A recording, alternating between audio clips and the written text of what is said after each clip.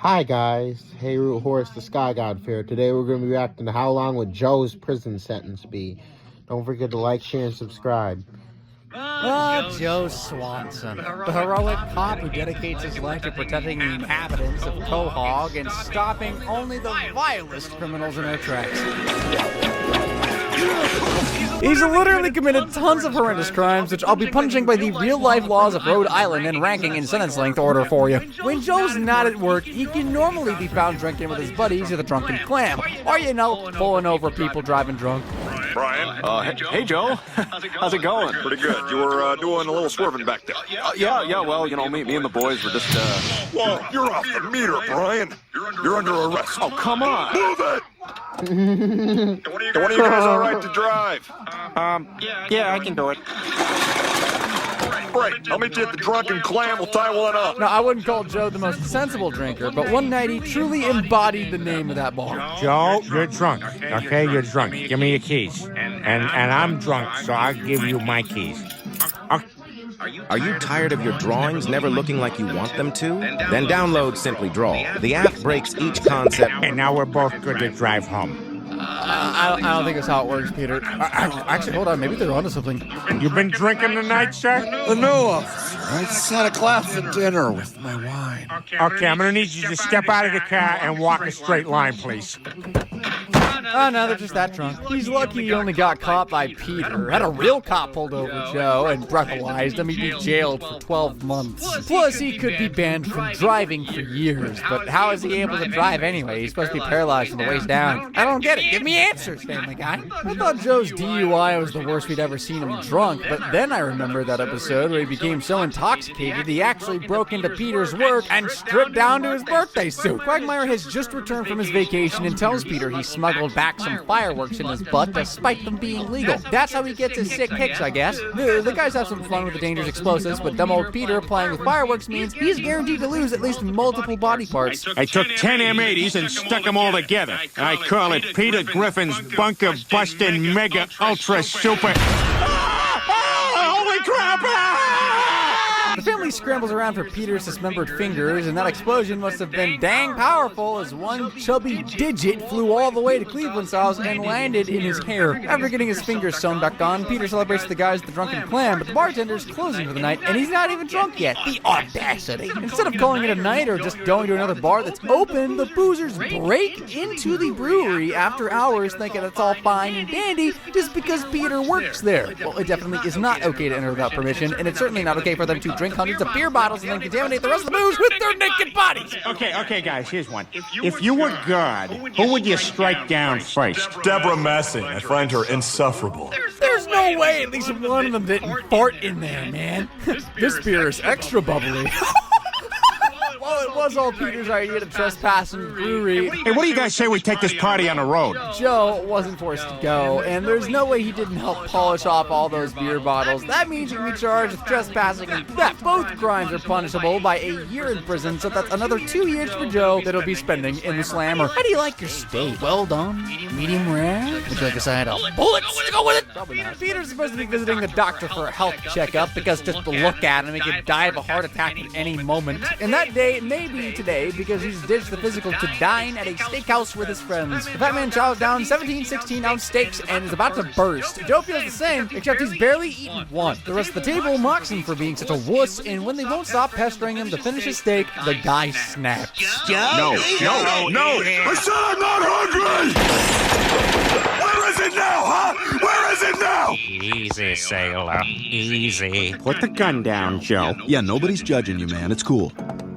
I'll just put this back in your purse next to your tampons. Pointing a gun at his pals doesn't only make Joe a terrible friend, it makes him guilty of unlawful display of a firearm, and he could be handed 1 year jail sentence for it. He'd also be charged with vandalism for the massive hole he shot into the table. That would lead to another year in the clink. Like, just imagine getting 12 whole months of your life stolen all the way because you broke a dang table. The police play an important role in the functioning of society. They aren't some club you can just walk up to and join. That is, unless your best bud buds with a negligent officer. Joe arrives at the Drunken Clam after a long day of badass cop duties, like refilling shelf paper and looking after the office gerbil Lieutenant Nibbles, who, by the way, outranks him in the force. When he leaves to attend to another degrading job, the guys wonder if Joe is truly happy doing this kind of work. The next day, Peter's having car troubles and catches a ride with Joe. An incoming dispatch call informs him of a possible drug deal nearby, and Peter persuades him to check it out instead of doing his normal boring jobs. The two of them swoop in on the house and are supposed to wait for backup, but Peter gets way too carried away playing cop.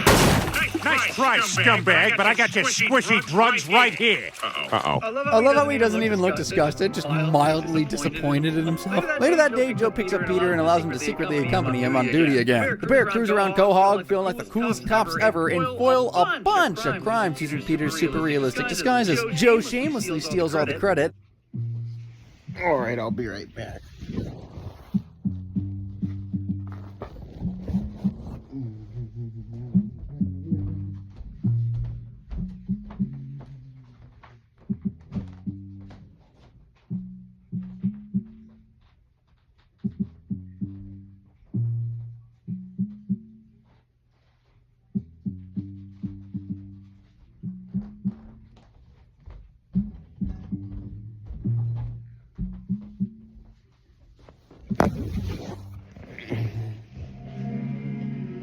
Now, after getting blackmailed by Peter, he invites his buddy along for one last bust for old time's sake. The last race went well, but Peter, being the smooth-brained oaf he is, it is inevitable that something will eventually go wrong, and that day is today. Am I getting the rubbish?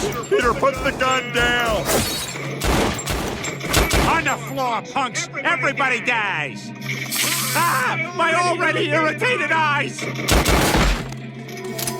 Joe calls for backup, but there's no time to wait around as Peter's already getting beat up with vaping accessories. So he wheels into the store and uses his awesome combat skills to kick the criminals' asses with just the strength. Bible quiz. Last question will really test your knowledge. Number 1. What did Jesus multiply to feed the multitude in the wilderness? Correct answer, C. Fish and loaves Of his upper body. Yeah, he works out all right. After realizing he fought this one all on his own, Joe feels really proud of himself for once. But allowing any non-officer, let alone a dangerous half-wit like Peter to accompany him on duty is clearly negligent behavior. So there's no way Joe's not going to be serving at least 4 years in jail for first-degree reckless endangerment. Dozens of innocent pedestrians could have been spotted on the pavement by that moron waving his gun here and there, and everywhere. If that doesn't diminish the pride he felt at the end of the episode, I don't know what will. Quahog cops don't make tons of money, so when Bonnie finally gave birth after 7 long years, Joe was desperate to pay off the medical bill. Susie Swanson has just been born. The arrival of his beautiful daughter should be a happy time for Joe, but he's too worried about the $20,000 hospital bill that he cannot afford. Not being able to pay my child's hospital bill somehow makes me feel like less of a man. Why the hell is he getting his diaper changed in full view of Cleveland's house? Joe uses a loan shark to pay the hospital bill, but now he needs $20,000 to pay the loan shark back, and there's only one way to raise that amount of money in such a short amount of time. Wow, Peter, I gotta say, this lemonade stand was a really good idea. It's selling really well. That's because it has my secret ingredient in it. Vodka. Okay, I was totally expecting him to say pee there. As the lemonade stand clearly isn't going to work out, Joe tries to raise the money by opening an exotic massage parlor, but the women of Quahog have absolutely zero interest in getting touched by any of these guys, especially that pervy-looking one on the far left. Oh yeah, just what I need, to be rubbed down by a big fatty, an old black guy, a cripple, and a pervert. Raising the money himself obviously is not going to go well, so Joe turns to Lois's filthy rich father, Carter Peterschmidt, for help. He gets the cash out for Joe, but there's no way this greedy tycoon fricker is going to hand over even a single dollar.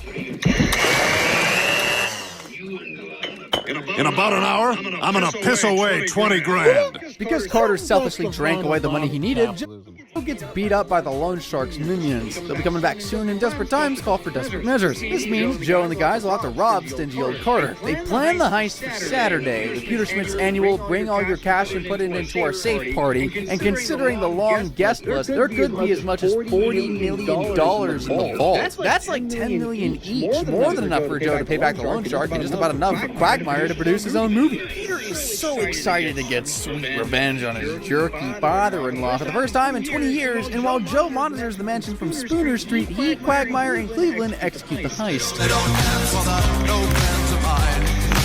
Looks like I'm just gonna have to cut through it. Good thing I brought Reese Witherspoon's chin. Penile identification required. Let me handle this.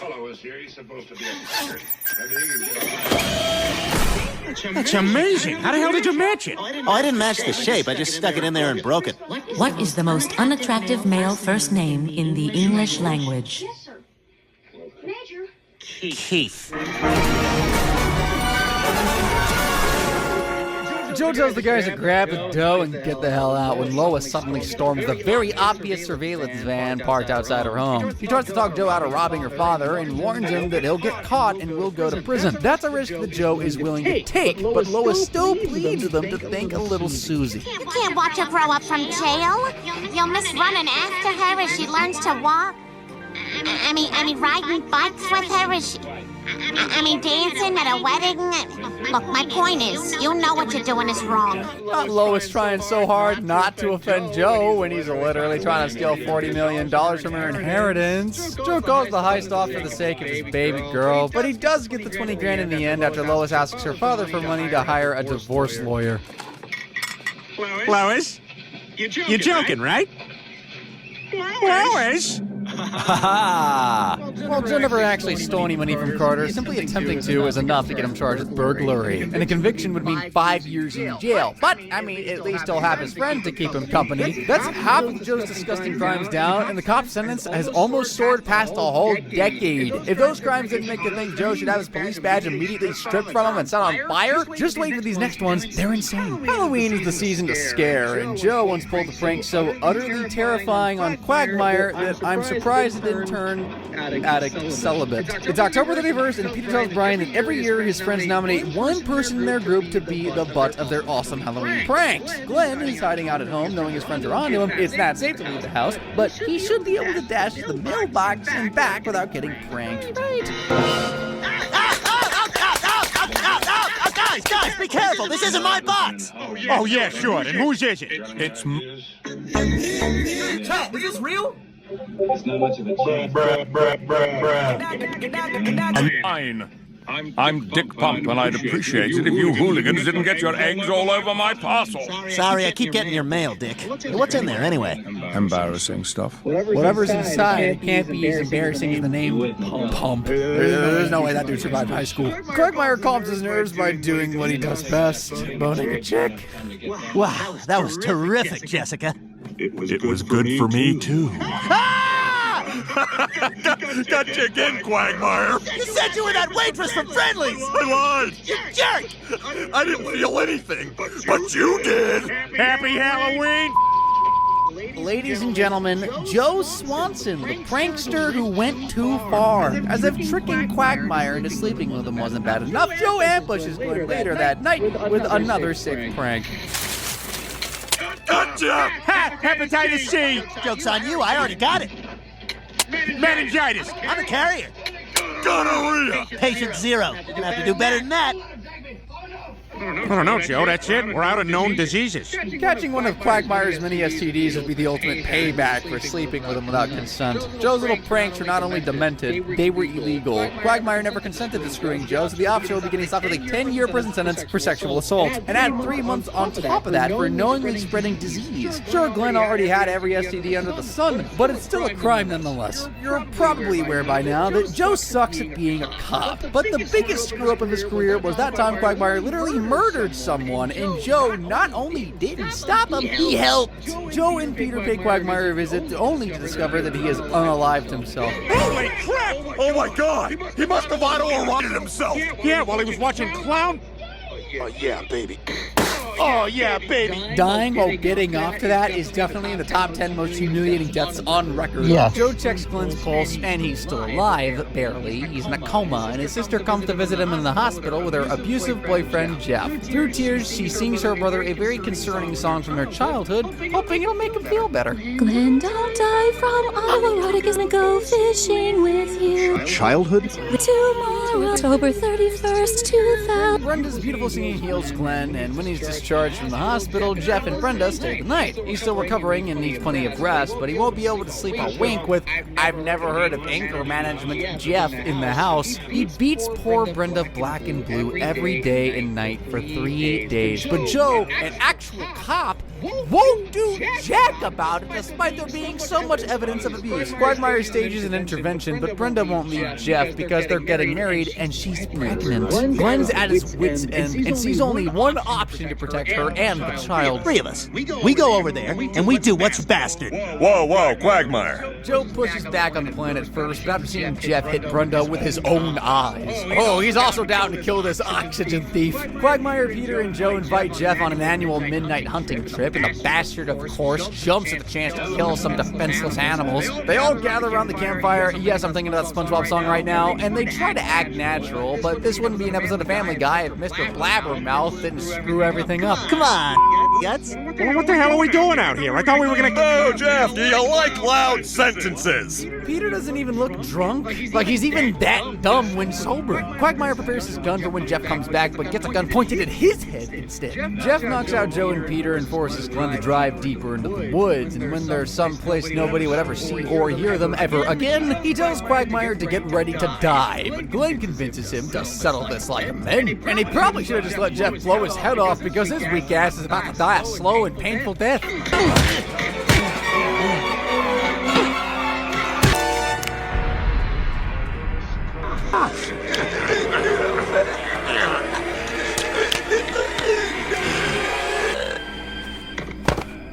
He's literally lying there like roadkill, and Jeff barely even has a scratch on him. Jeff starts digging a hole for Quagmire's body, but this creep is an experienced autoerotic asphyxiator. The hell? I killed you! Myself every day, you bastard. I choke myself every day, you bastard. That's what he said. What? Rest in peace, Peter's car. Burn in hell, Jeff. When the guys return home without Jeff, Brenda's beside herself worrying about what happened to him. But don't worry, Joe's got that covered. Dear Brenda, I have decided to leave you.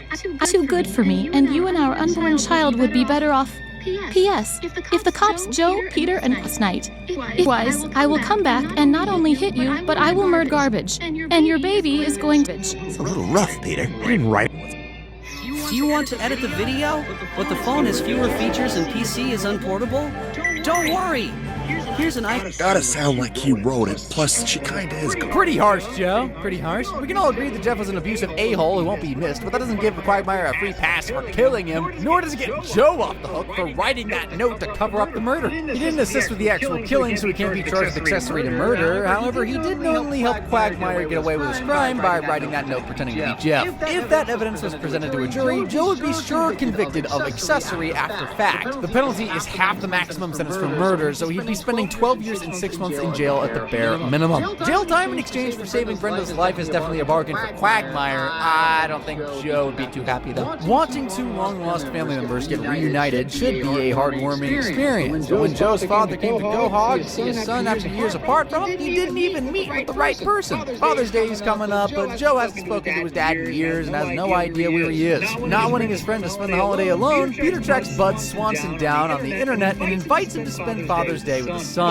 While they were all expecting Joe to be over the moon about this, he's not happy at all. His dad has no idea he's a paraplegic and loves to make fun of the disabled, so there's no way in hell Joe is going to let Bud see him in a wheelchair. But since his dad is already on the way here, he's going to have to hide the fact that he can't walk. I wonder how these 4 rocket scientists will pull that off. Check it out, Bonnie. This is how we're gonna... Oh my god. Yeah, it looks real. Pair of pants on the front legs of this horse and strap Joe to behind the horse's neck. And then we put Cinnamon's head up the back, simply hid the rest of the horse behind this curtain. Very, very moist, Peter. And to induce movement, I'm gonna with this dampened kitchen towel. Crap, he's out of control! Doesn't look real! Bud hasn't even arrived yet, and Peter's already driven the horse away. So now, how are they supposed to hide Joe's disability? By making Peter pretend to be Joe, of course. Quagmire helps him squeeze into a corset that hides most of his fat, but also makes him look like he has double D's. And after putting on Joe's clothes, he's ready to deceive his father. Dad? Joe, I'm Joe. You're my dad. Wow, I guess it really has been a long time. I barely recognize you. Well, I could say the same for you. Sometimes I don't understand why people laugh. Peter and Bud have a wonderful father-son day out, forcing two terrified girls to make out at gunpoint. And you're probably wondering what the real Joe is doing during all this. Well, he's not hiding in a closet or anything. He's actually taking Peter's identity and is off for a lovely Father's Day dinner with Lois and the kids. Yeah, he's got the glasses and everything. Oh, this'll be fun. Takes him to get Gumby over there in the car. Yeah, that's the guy who emailed me? Huh. No wonder it's a typo. He's a waterhead, right? Yeah, he's a mess. It's pathetic. Stewie's a total cutie pie. The other two, I get a lot. Peter's having so much fun with Bud that he invites the guy to move in with him permanently. And Joe is, of course, pissed about this. Later that day, Peter and Bud go outside to play cash together and mock Joe for struggling to take out the garbage. Peter walks over to him and orders him to go back inside since his mere presence as a disabled person is irritating. Joe has had enough and demands his identity back, but Peter ain't budging. He then starts a fight with Joe, forgetting that he's a literal trained cop. Huge mistake. Take that from him? Oh my God! You're getting your ass kicked by a helpless, spaghetti-legged cripple! What are you, son? You can't let yourself get beat up by a guy in a wheelchair? Your son is a guy in a wheelchair. Joe takes off Peter's glasses, and only then does Bud hilariously realize who Clark Kent type shit. He is. His son explains that he was shot in the line of duty and kept it a secret out of fear of being made fun of. Bud replies that he only ever mocked disabled people because he couldn't stand the thought of someone he loved becoming one of them, and the two make up with a hug. But their father-son time will have to occur behind a visitation barrier, as Joe is now spending 20 years in jail for that brutal attack on Peter. So as a paraplegic with three dumbass friends and colleagues who don't respect him, life can sometimes feel pretty hopeless for poor Joe. In the episode Jolo, he reached his limit. I did not know you could get 20 years for assault. Peter thinks there's real food in the bowl. He's gonna prove. I did not know you could get 20 years for assault. Peter, be careful up there. It's just... Pudding, but there is a kid up here. The kid must have climbed up there thinking the exact same thing as Peter. That is the literal proof he has the intelligence of an 8-year-old. Joe recognizes the kid as the missing boy who disappeared a week ago and calls the fire department to get Peter and Mikey down safely. Despite Peter finding a lost child by chance and Joe actually being the one who called for help, Mr. Griffin is regarded as a hero, and Mayor West awards him with a giant gold key to the city. Seeing the whole town honor Peter makes Joe feel sad and underappreciated, especially since he served on the force for 22 years at this point, and not a single person has ever clapped for him. He listens to Peter's speech and becomes completely inspired by this comment he makes. When I saved that boy, I wasn't thinking. I just do. That's why he's had ringworm 11 times. He will roll in anything.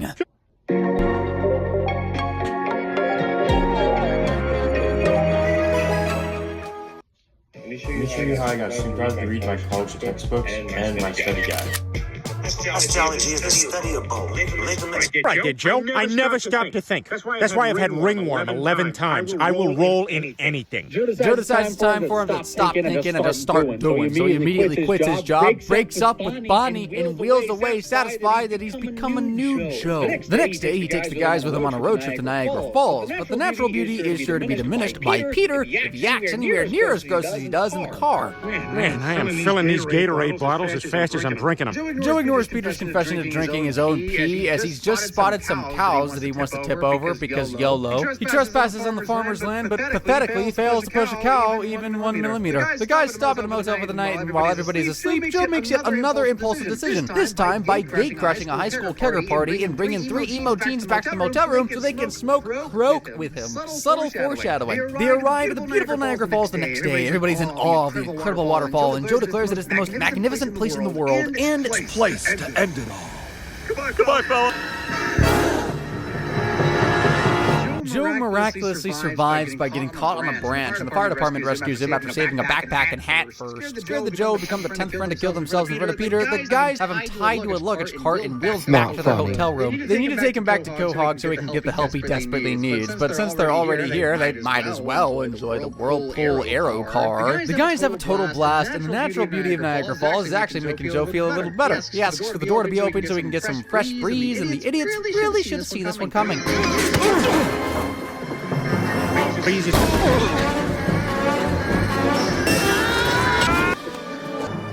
Peter, Quagmire, and Cleveland fall into the rapidly flowing water, and Joe tries to save them by reenacting everything he's ever seen in action movies.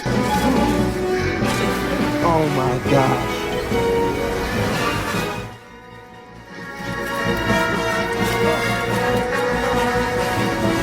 Guys, keep swallowing water. We'll drink our way out.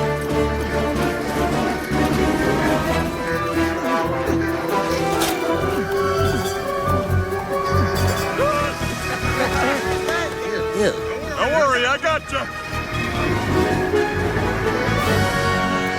Wow, Joe can't even move his legs, but could still beat every single one of us in a real-life game of Temple Run. Seeing his friends almost die was enough to make Joe realize that his life really is worth living. Plus, saving them finally got him that applause he's been waiting his whole career for. Back in Quahog, Joe gets his job back and arranges for two guys to assault Bonnie so he can save her and be taken back. But when Tuesday comes, he forgets the whole thing. And what about Bonnie? Well, I got a plan for that. I hired some guys to come today and assault her. And I'll come in and save her. And she'll be so take me back. Joe, today's Tuesday. Well, poop. The new Joe committed several crimes in that episode. He trespassed on agricultural land to try and push an innocent cow over. That'll earn him 1 year in jail. We got the croak situation. Now, croak is a street word for cocaine mixed with meth, and Joe can be charged with possessing both drugs, so we'll need to boost his sentence by an extra 6 years. In addition to that, Mr. Swanson's also getting 20 years for hiring two men to assault Bonnie. Thank the heavens her 7-year pregnancy was over by that point. Ever wondered how Joe ended up in a wheelchair in the first place? Well, he was shot on the job many years ago, and he's been seeking revenge on the pricker who did it ever since. Joe is drinking to the drunken clam, and his attention is drawn away from his beer to the news as notorious fugitive Bobby Briggs has finally been captured after 15 years. This is a super emotional time for Joe, as that son of a gun was the guy responsible for putting him in his wheelchair. Bobby Briggs, you're really here, Bobby Briggs. Why are you talking?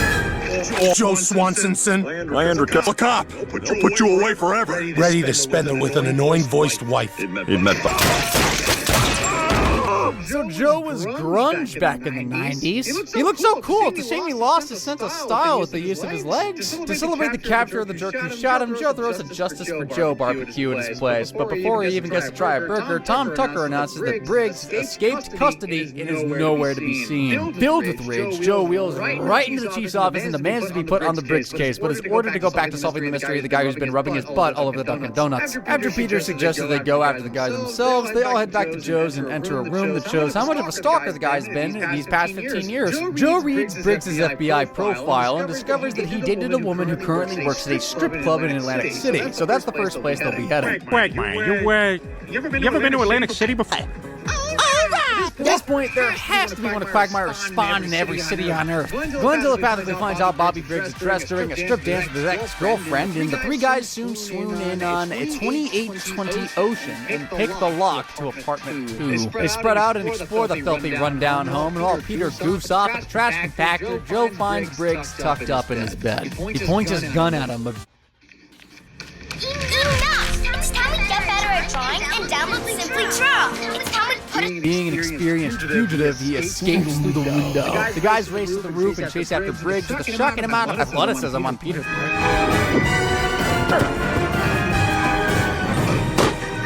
That's his yearly 10 calories burned, guys. Quagmire hammer throws Joe to the next building, but he doesn't make it all the way. He's hanging by a thread, and all Peter has to do is pull him back up. However, taking a phone call from Lois is more important than stopping his friend from plummeting to the ground. He rescues Joe before he falls, and he and Quagmire throw him off to the next building. Joe's paralyzed legs break his fall, but all that effort was for naught, because Briggs has gotten away. And to make a bad situation even worse, the police are here to arrest the guys for interfering with their investigation. But Joe recognizes one of the officers as the cop who helped Briggs escape before. They've got to get out of there before these corrupt cops do something terrible to them. Luckily, Quagmire can solve just about any problem with his schlong. Incredible! Peter? We're gonna have to go with the acetylene torch penis. My STDs help it burn brighter. Okay, let's go. I don't even know what to say to that. They drive to the airport and catch the next flight to El Paso, Mexico. Yes, Joe is that determined to make this bastard pay. When they land, they wait in the scorching heat for Briggs at the U.S.-Mexico border. And when he finally shows up, it's go time.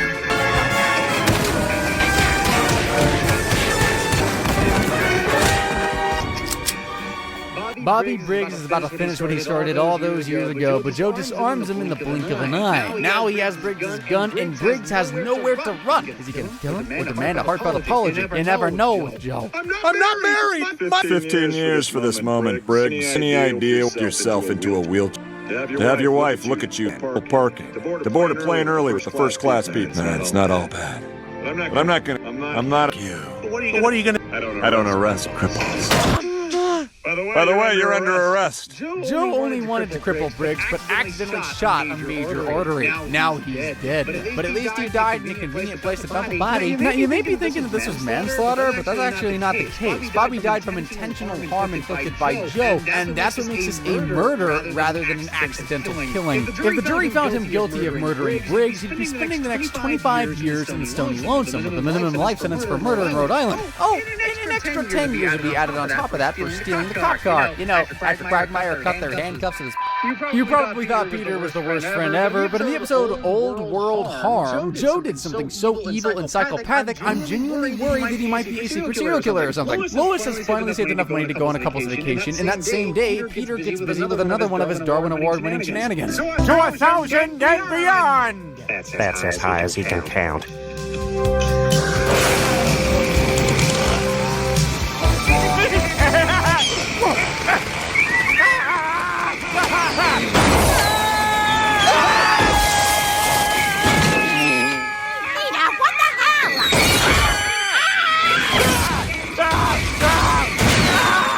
Lois is already pissed at Peter for wrecking the house, but she's gonna be bloodthirsty when she finds out that he spent all the vacation money making that stupid DIY jetpack. However, Peter will live to see another day, as Joe has very generously allowed them to stay at his mom's condo in Florida. In the taxi to their destination, Lois is pleasantly surprised that her husband has actually managed to arrange a nice, normal vacation. But when they arrive, it doesn't take long for her to realize that she's in a frackin' retirement home. But soon the Griffins are enjoying being the youngest, healthiest people in the home. It's like everybody wants a piece of them. Before we harvest the organs of these two young meatbags, decide who gets what. So if you want a body part... Yeah, I'll take the udders and the hooves. What? How? That's a guy? But I saw him eating grass earlier. I don't know, maybe he felt guilty about eating all that candy and tried to even it out by eating some grass? The residents eye up Lois and Peter at breakfast, and the couple remain blissfully unaware that the evil old folks are planning on having them butchered to death. But Lois later starts to sense something's up when she and Peter are strangely required to get their blood pressure taken for a couple's massage. She sneaks around the back of the clinic and stumbles upon an organ room. Well, that's not so bad. Hard to misinterpret that. Inside, there's a whole frackin' stock of harvested organs and a blueprint detailing which organs they'd want from her and Peter. Lois better get the hell back to Peter because his massage is about to get bloody real quick. They're trying to steal our organs. Let's go! What's up? At least some good finally came from that boxing career she had. The masseuse alerts the residents that their organs have escaped, and Lois and Peter get chased by the angry geriatrics on their mobility scooters. They make it to the gates, but the scary old people are closing in on them. Lois is ready to kick some senior citizen butt, but they all scram after realizing they are a few minutes late for dinner. The gate then opens, and the couple head home, wondering how the hell Joe was in the dark about all this. Or was he? Did you get... Damn it! No. It's fine. I'll see if I can get Cleveland to go. Shouldn't he be choosing a victim with a similar build to him? Like, Peter's obese legs will give him, like, a chronic chub rub, and Cleveland's... I don't need to tell you what's wrong with that idea. And besides, surely this selfish bastard's not actually heartless enough to maim another person, let alone someone he calls a friend. Hey, bud, how was Florida?